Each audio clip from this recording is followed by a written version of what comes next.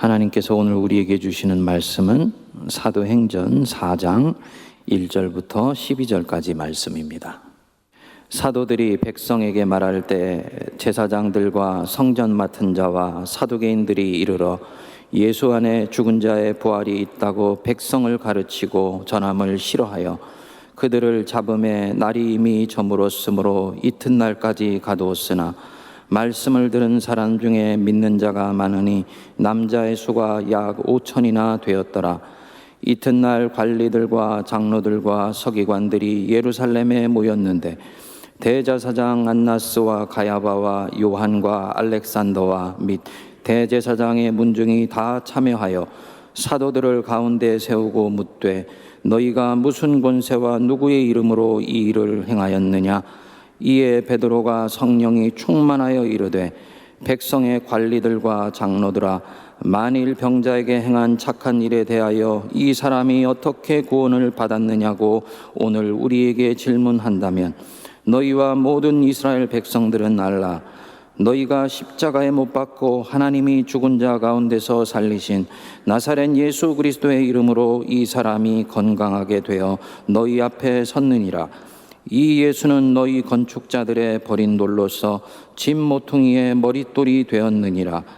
다른 이로서는 구원을 받을 수 없나니 천하 사람 중에 구원을 받을 만한 다른 이름을 우리에게 주신 일이 없음이라 하였더라. 아멘. A라는 그리스도인이 있습니다. 그는 서울 근교에 살면서 도심지에 있는 서울 한복판에 있는 교회를 출석하고 있습니다. 그러던 차에 이제는 교회 중심, 말씀 중심으로 내 인생을 살아야 되겠다 하는 마음이 들어서 의논을 하고 살던 집을 처분하여서 교회 가까이로 전세를 얻어 이사를 하게 되었습니다. 그런데 갑작스럽게 집값이 튀어오르고 전세마저도 뛰게 되어서 주거 환경에 큰 손해를 보게 되었습니다. 목사님, 왜 이런 일이 생기게 된 것일까요? 저는 분명히 믿음으로 하나님 기뻐하시는 방향으로 결정을 했는데 왜 오히려 삶이 더 어려운 자리로 내몰리게 된 것일까요? 하고 묻습니다. 그렇지요. 콩을 심으면 콩이 나고 팥이 심겨지면 팥이 나듯이 선한 동기로 선한 것을 뿌렸으면 내 삶에도 선한 것이 맺혀야 하고 좋은 것들이 맺혀야 하는데 오히려 그것이 고난으로 돌아오게 된다면 당혹스럽고 혼란스럽기까지 하지요. 하나님이 정말 살아계신 건가? 살아계시다면 내 인생을 살피시고 돌보시고 있는 건가? 생각이 발전하게 되면 이렇게 시험에 들게 될 수도 있습니다. 그런데요, 이 신앙의 진실 안으로 들어가 보면 이런 경우가 대단히 많이 있습니다. 오늘 본문에 유사하게 이런 상황이 전개되고 있습니다. 사도 베드로가 성전 미문에 평생 걷지 못하는 사람을 예수님 이름으로 능력을 베풀어서 일으켜 세우니까 예루살렘 성 안이 발칵 뒤집혔습니다. 이 장면을 보려고 성 안에 많은 사람들이 솔로몬 행각으로 모였습니다.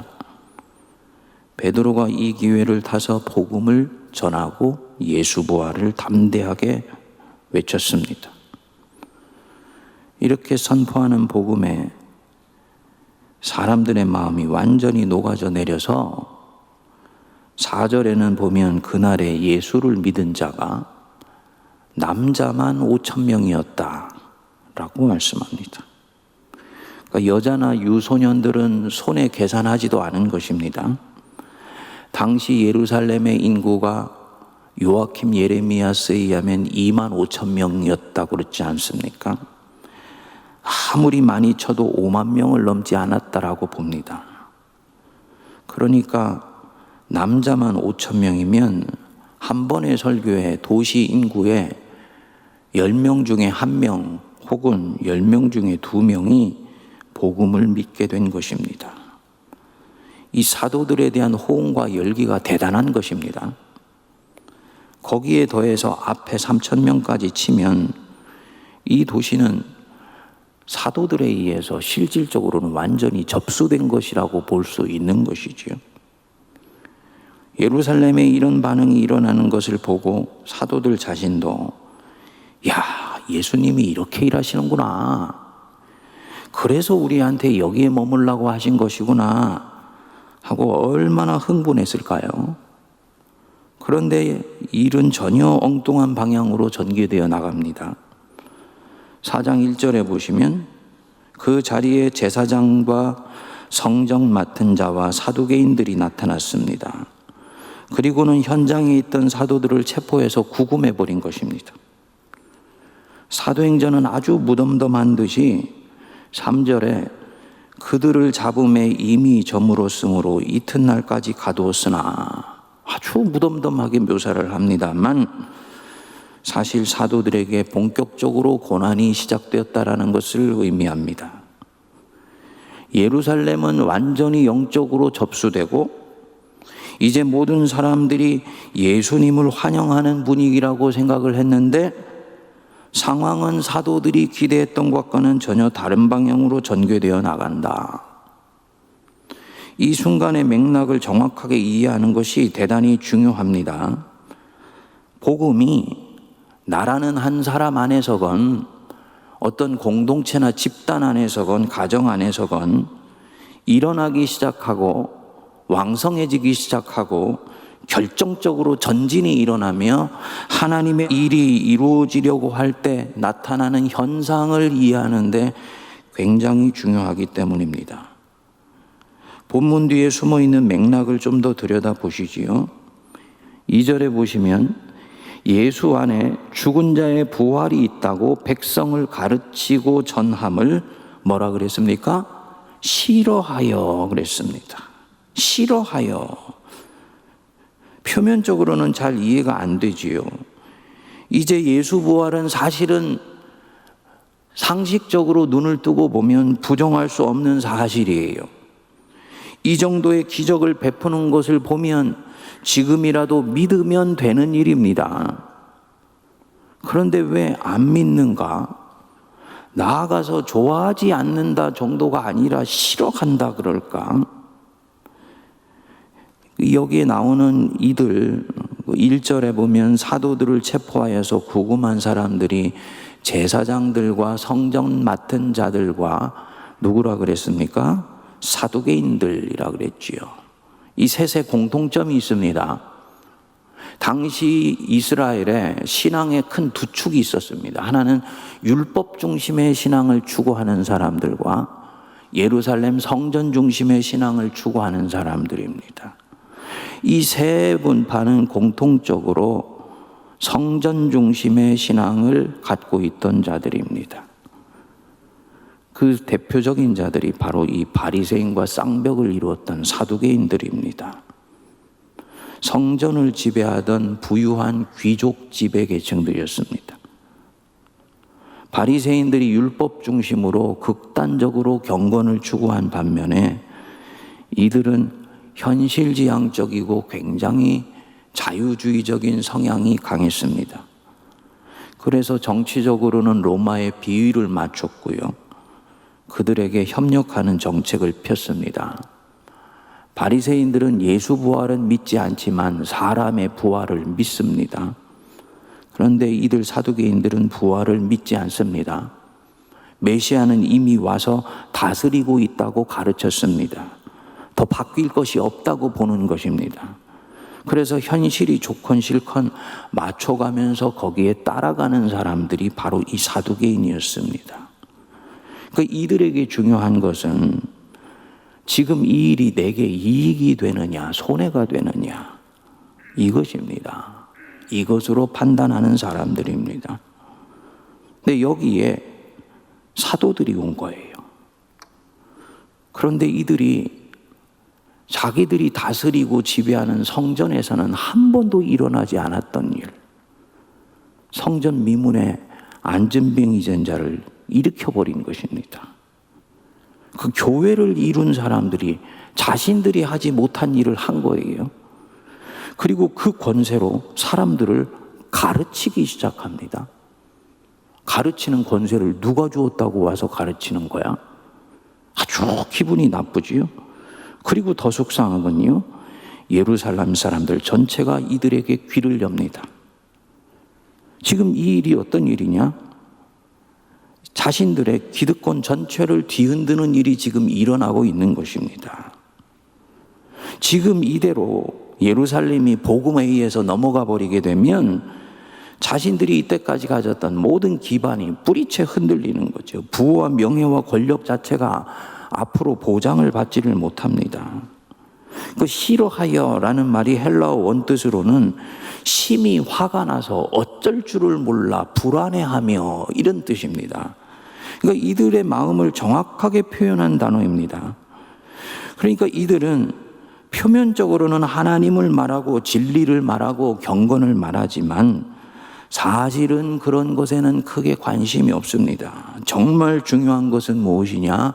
지금 이것이 내게 득이 되느냐 실이 되느냐, 지금 이 일이 내 기득권을 확장시키고 유지시켜 주는 것이냐, 오히려 그것을 내려놓게 만드는 것이냐, 이거 하나인 것입니다. 여러분, 이 사두개인 안에 있는 이 마음이 세상의 생리입니다. 2000년 전이나 지금이나 앞으로 2000년 이후에도 이 생리는 달라지지 않습니다. 표면적으로는 세상이 뭐라고 표장을 하고 치장을 하더라도 그 속은 내게, 우리 집단에게 득이 되는가 실이 되는가 이것입니다. 그래서 득이 되면 동료고 친구고, 실이 되면 진리를 거부하고 심지어 그 진리를 박해까지 합니다.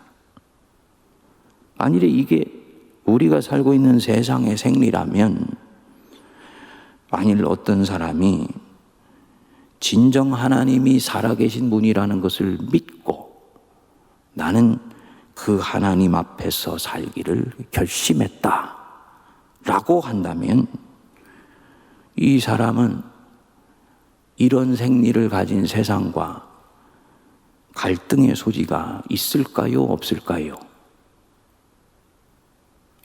있지요. 그는 진리를 따르고 하나님을 따라가는 사람이기 때문입니다. 세상은 이런 사람을 생리적으로 환영하지 않습니다. 교회가 가지고 있는 이 복음의 핵심과 이 진리를 원색적이고 있는 그대로 전하게 되면 교회와 세상은 부딪히는 영역이 반드시 있을 수밖에 없습니다. 이 사람도 마찬가지입니다. 복음을 모르면 모르되 복음을 알고 예수님을 진정 왕으로 모시고 살면 그는 더 이상 이것이 득이 되냐 손해가 되냐 이것으로 판단하지 않습니다. 어떤 것이 내게 하나님을 영광되게 하는 것이냐, 어떤 것이 진정으로 하나님을 기쁘시게 하는 것이냐, 이것으로 판단합니다. 그렇기 때문에 그는 이 세상의 생리와 완전히 합치할 수가 없습니다. 세상에 완전히 동화될 수가 없습니다. 세상에 동화되고 싶지도 않습니다. 무슨 뜻입니까? 내가 그리스도인이 되었다라는 말은 이미 그때부터 세상에서 일정 정도의 고난을 받기 시작했다는 것을 의미한다는 말입니다. 그렇지요. 세상은 내가 소중히 여기는 하나님을 할 수만 있다면 거부하려고 하지요. 그분의 나라를 환영하지 않습니다. 나 또한 이 이권 따라 움직이는 세상 그 생리에 동화되고 싶지 않습니다. 어떤 사람이 진정으로 예수가 왕이고 예수가 주인이라면 그는 세상과 갈등과 마찰의 소지를 가질 수밖에 없다는 말입니다. 이것이 정상적인 신앙입니다. 우리 예수님이 이미 미리 말씀하셨습니다. 세상이 너희를 미워하면 너희보다 먼저 나를 미워한 줄을 알라. 너희가 세상에 속하였으면 세상이 자기의 것을 사랑할 것이나, 번역이 좀 애매합니다. 정확하게는 너희가 세상에 속하였으면 세상이 너희를 자기처럼 사랑할 것이나, 너희는 세상에 속한 자가 아니요 도리어 내가 너희를 세상에서 택하였기 때문에 세상이 너희를 미워하느니라. 보십시오. 사도 중에 어떤 이는 왜 우리가 복음을 위해 헌신을 했는데 이렇게 감옥에 갇히는 고난을 받아야 되나 하고 속상해할 수도 있습니다만, 이유가 있습니다. 객관적으로 이 상황을 들여다보면 이들의 이날 처신은 이미 고난을 예고하고 있습니다. 이들이 진정 세상의 생리에 맞춰 행동했다면 예루살렘 한복판에 예수를 죽인 자들로 가득 찬 곳에서 지배계층의 심기를 건드리면서 복음을 전하지 않지요. 전하더라도 지혜롭게 하자 하면서 몇몇 사람에게 조금씩 전할 것입니다. 하지만 이들은 그렇게 하지 않습니다. 그렇게 할 수가 없습니다. 성령이 지금 폭발적으로 일하시는데 그 성령에 순종하지 않을 수가 없는 것입니다. 그러면 당연히 세상의 악한 생리와 충돌할 수밖에 없지요. 거기에 더해서 이 복음이 어떤 복음입니까? 이 세상, 사두개인으로 대변되는 이 세상의 권력, 힘을 영적으로, 현실적으로 완전히 부정하는 것입니다. 그런데 어찌 이렇게 하면서 고난받는 것을 피할 수가 있겠습니까? 우리는 복음에 있어서도 승리하고 고난도 겪지 않는 그런 선택을 하기를 원합니다만, 성도님들, 복음에도 승리하여서 삶의 보람도 없고 육체의 고난도 겪지 않는 절묘한 선택은 없습니다. 복음으로 인해서 이제 고난을 받는 것을 수용하든지, 그 고난이 싫어서 복음을 내용적으로는 외면하든지, 둘 중에 하나입니다. 아까 주님 사랑하여서 교회 근처로 이사했는데 집값이 올라서 낭패를 당하고 있는 그분, 잠잠히 생각해 보십시오. 그 결정, 내 인생에서 주님 앞에 잘한 결정입니까? 못한 결정입니까? 할 수 있어서 했다면 그것은 잘한 결정이지요. 그러면 주님 사랑하는 삶을 선택했기에 그것으로 인해서 오는 고난이 있다 할지라도 이 현실은 수용해야 하는 것입니다. 수용하되 그냥 수용하지 말고 기쁨으로 수용할 수 있는 데까지 나가기를 주님은 원하십니다. 왜냐? 하나님이 너를 신뢰하셔서 이 시험을 허락하셨기 때문이에요.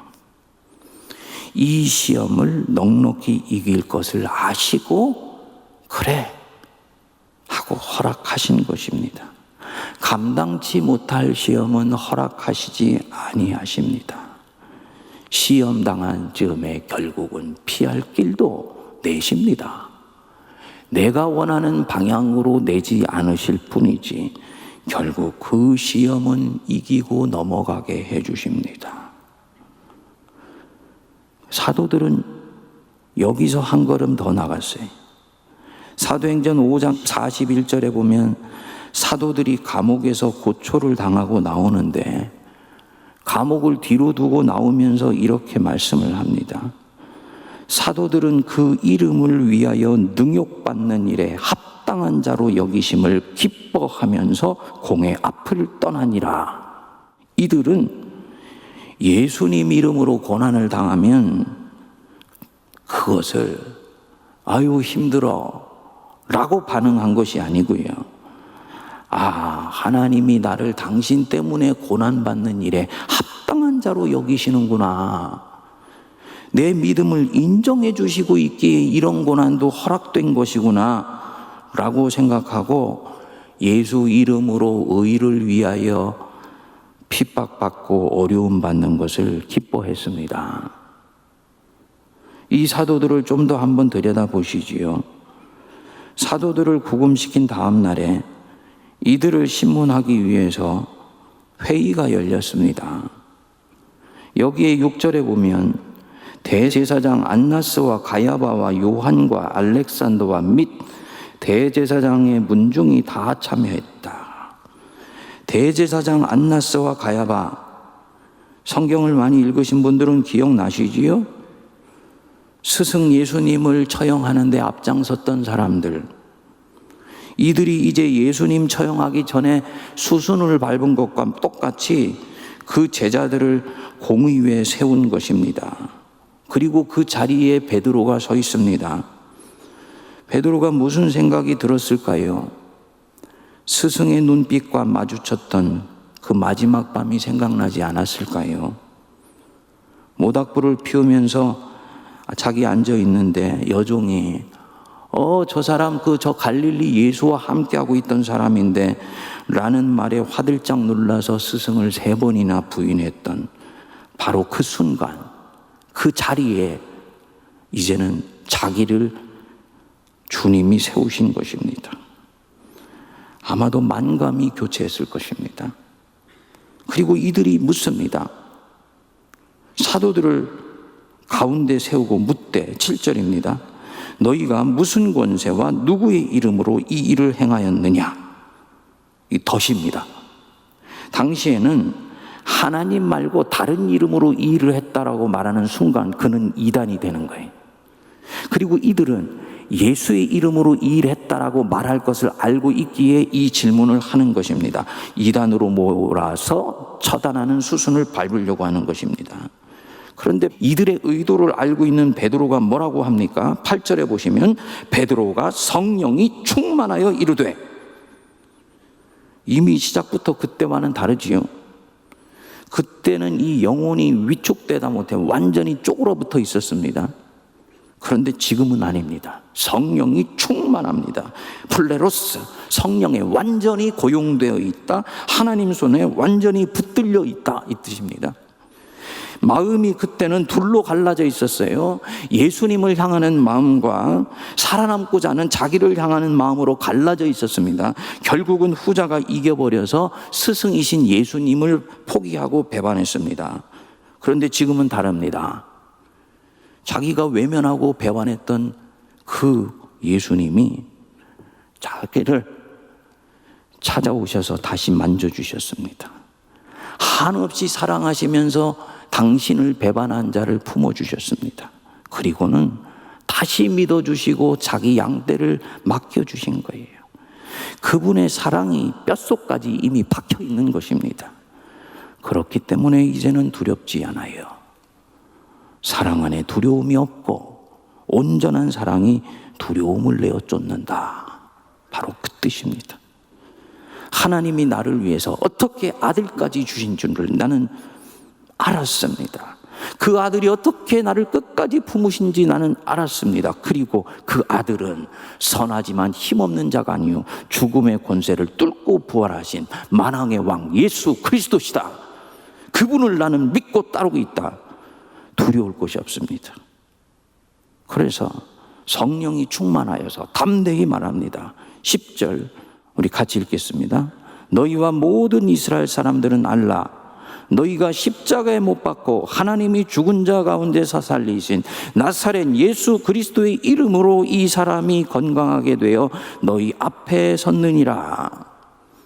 이 자리에서 불과 며칠 전에 예수 이름을 부인했던 사람이 똑같은 자리에서 이제는 담대하게 예수 이름을 전합니다.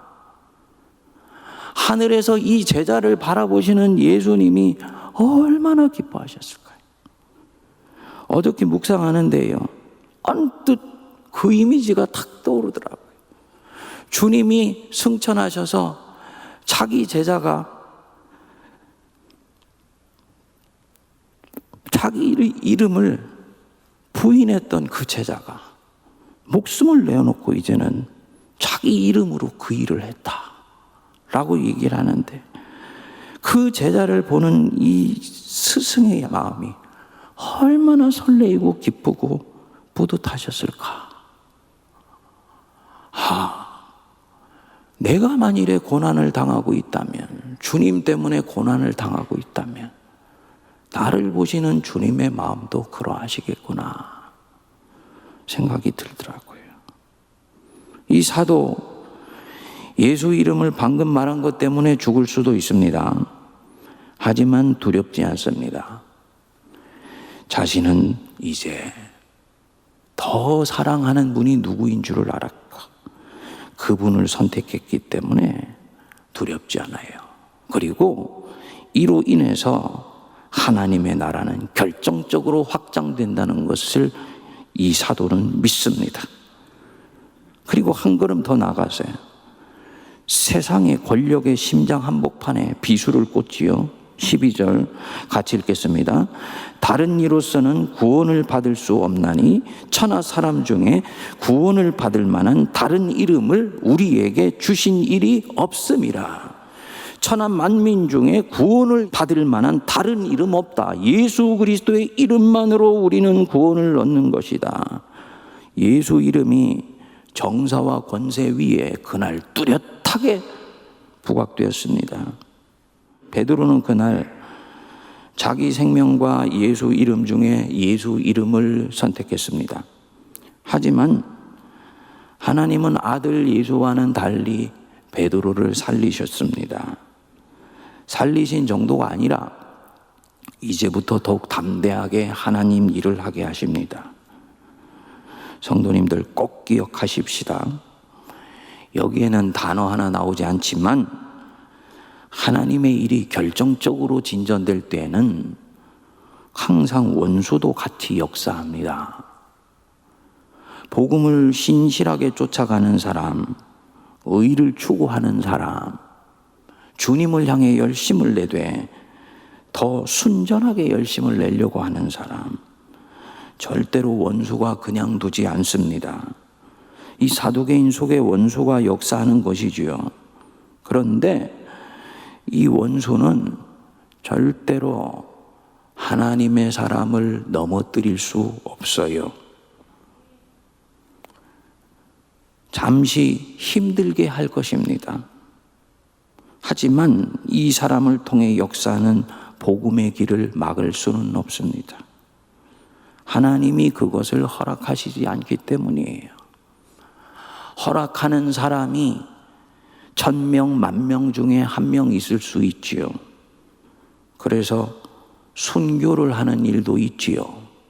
하지만 그 사람은 이 스데반처럼 기쁨으로 그 순교를 수용할 것입니다.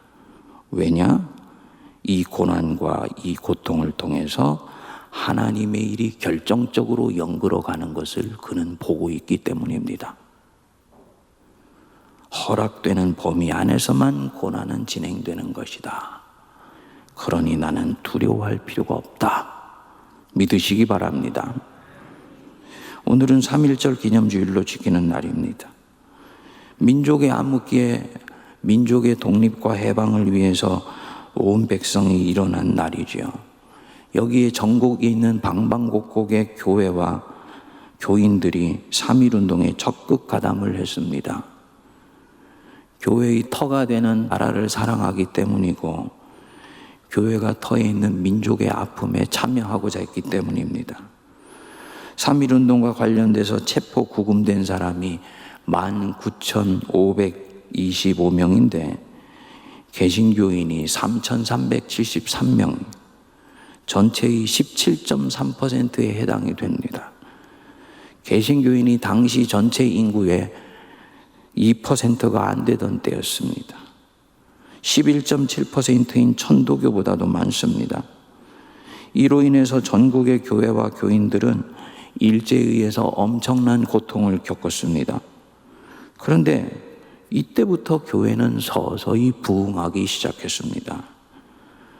더 중요한 것은 개신교회를 일반 민중들, 서민들, 백성들이 외래 종교가 아니고 민족 종교로 인식하게 되고 백성들의 신뢰를 받게 됐다는 것입니다. 성도님들, 복음 때문에 시련당하는 것 두려워하지 말고 오히려 기뻐하십시다. 의를 쫓다가 시련당하는 것 성가셔하지 말고 오히려 감사하십시다. 예수님이 말씀하셨지요. 의를 위하여 박해를 받는 자는 복이 있나니 천국이 그들의 것임이라. 복음을 쫓아가는 삶을 이 코로나 속에서도 신실하게 선택해 가시기 바랍니다. 아까 그분 이사 잘 오셨습니다. 성도님들 다 교회 옆으로 이사 오라는 말이 아니에요. 복음을 위한 선택한 것에 대해서 후회하거나 두려워하지 말라는 것입니다. 결과에 대해서는 주께 맡겨드리는 것입니다. 중요한 것은 뭐냐?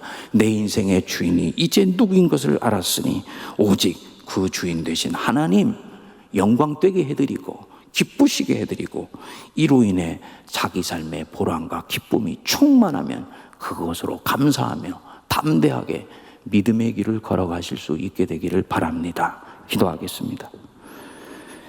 거룩하신 하나님 아버지, 은혜를 감사합니다.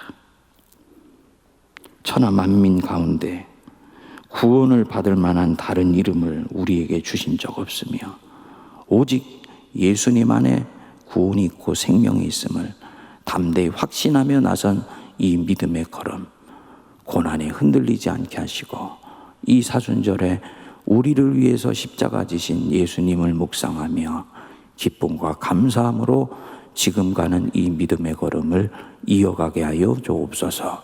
예수님 이름으로 기도하옵나이다. 아멘.